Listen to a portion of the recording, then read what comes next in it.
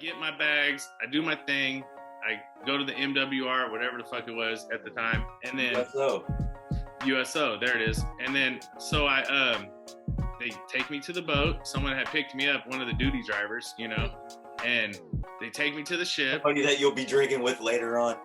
Bro, so they take me to the ship, and this thing just looks massive, right? I'm tripping. I'm like taking it all in. I ain't never seen a Navy ship before, and I'm like, yeah, and it's not just one. You don't see one for the first time. You see a bunch. Yeah, stacked everywhere. You're coming in. You're coming in. It's just, it's like overwhelming almost, because you're like, holy shit, like I'm okay. I was thinking, which one is it? Which right. one? That's what I was thinking. I'm like, where are they gonna stop? And then they pull us up, right there, and they're like, park. And then he's like, yeah, we're going this way, and I'm just following him like a little puppy dog. I don't know what the fuck I'm doing. I feel lost as hell. Like I have no. Hey, it's funny. I was telling a story about.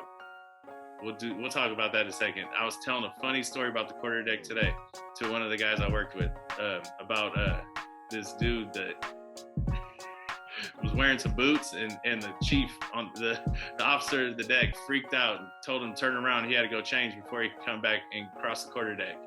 Remember him? You remember that dude? He was in deck, and he wore like black fingernails, and he tried to. I don't want to say his name. I know who you're talking about. On blast, but the chief freaked the hell out. He's like, what the get off my quarterdeck. You go down, you are not leaving my. Okay. Anyway. Yeah, I got a story about that too. It's along the same lines. But so we get up to the quarterdeck, salute the flag, salute him, because I'm trying to remember from boot camp, like, how do you do, blah blah blah, and I'm trying to be super good, and I'm scared as hell because I'm like, dude, this is deep. Then takes me down to berthing 3. He's like, this, where they assigned you this rack. Here you go. And then he just left. And I'm like, the second I went down in that berthing, I looked around and I was like, this is fucking prison. That's what I thought to myself. I was like, this is prison. Bro, 3 stacked beds, a foot and 3 feet apart from each other, 3 more stacked beds, I was like, what the hell, and the smell. That's how I always remember the smell. Yeah, the industrial, whatever it is, it's all paint. Whatever, I could smell it right now if I think about it. Like, if I close my eyes, I could still smell like how the ship smelled inside. I don't even know what that cleaning spray, all-purpose spray smelled like when we do. What was it called? So I get to the ship. I walk past the mess decks. I see a few people eating because they're on duty. It's Halloween, everyone's out, right? Only the duty section's there because it was kind of later in the afternoon. And I see Phillips, Parks, and Garcia. They're all in deck at the time. And they're getting dressed, and I'm putting my stuff away, and they're like, hey, what's up? Who are you? And I'm like, yeah, you know what I mean? I'm Halen, whatever, just checked in. They're like, where you work? I'm like, first OD division, first division. They're like, oh, you're with us. And then they're like, we're about to go downtown. Come with us.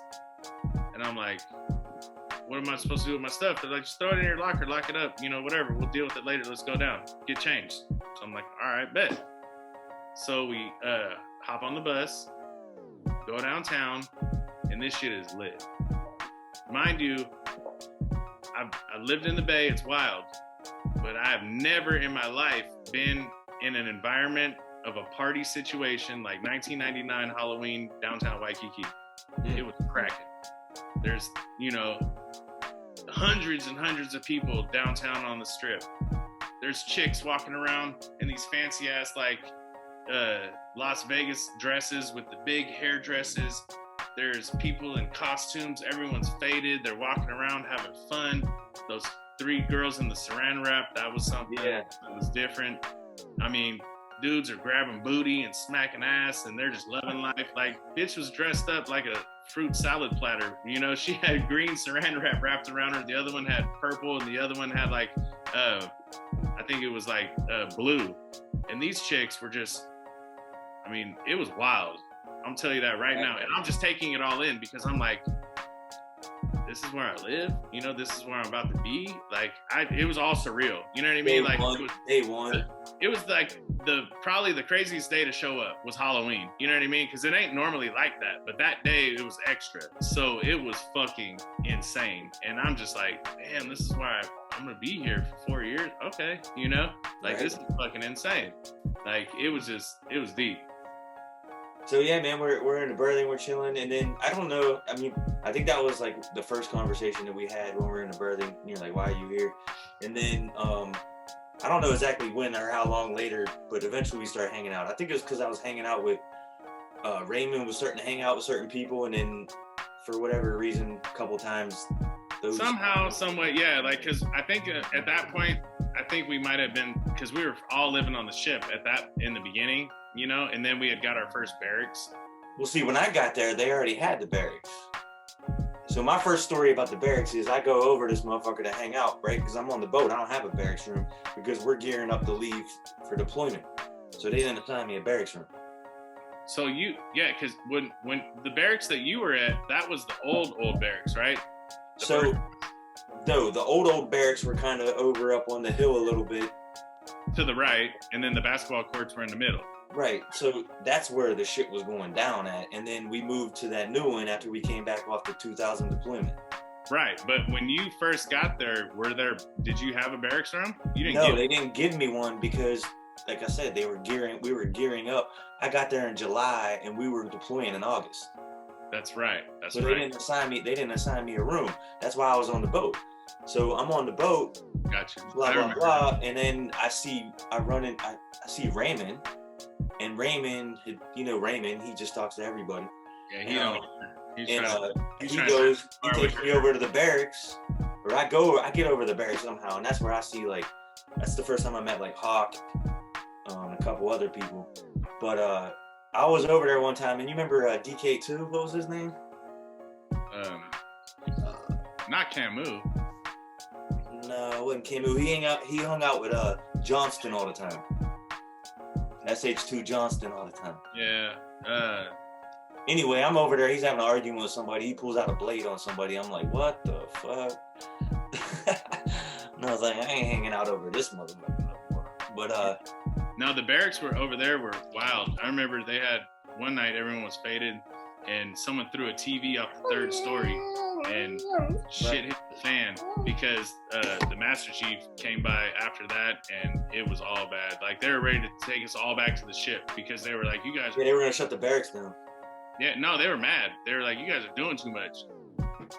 So eventually we start kicking it a lot, and then eventually you get your own place.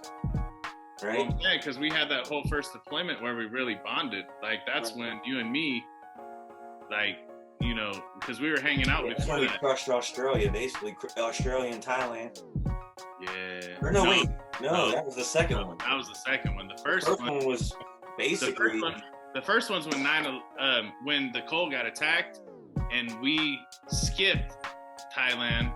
The only port we got to hit was Australia. Yeah, that's it. And we did that because Townsville and Darwin. That was It was Brisbane, Townsville, Darwin. Yeah.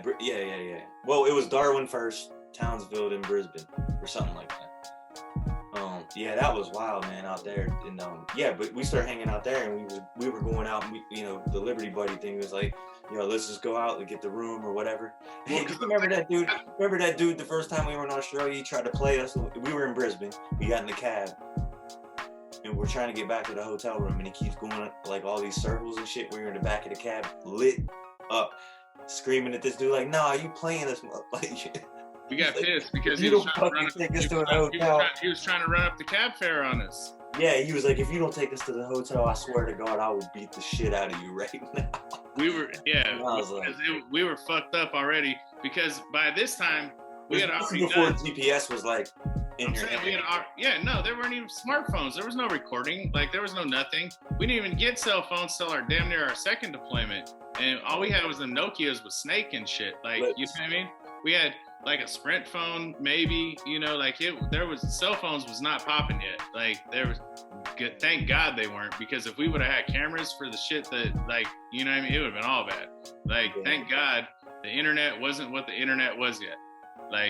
Because I'm telling you right now, there would have been a lot of other people that probably had got kicked out of the Navy prematurely. We're over there, and the thing is like, this chick says, you cut Cash's grass. What the fuck? What was that? What did she say? Something like that? Which one? There was a chick when we were in, I think it was Townsville or something. And we were hanging out with him, and she was like, "Oh, you cut Cash's grass" or something like that. Like, I forget what in context how she used it, but it stuck with me because you were like, "What the fuck?" And I was like, I'm not cutting Cash's grass. Yeah, I was like, what does that even mean? I forget how it went down, but it was funny because their terminologies are different than ours. But I kind of vaguely remember. You got to understand though, we were fucking wasted pretty much. Yeah, you start drinking at 9 a.m. I'm saying like it would be funny too because like some of the older guys that this is their like 6th, 7th deployment and they're taking in sites and doing tours. Like all we were doing was looking for a fucking watering hole. I'm thirsty.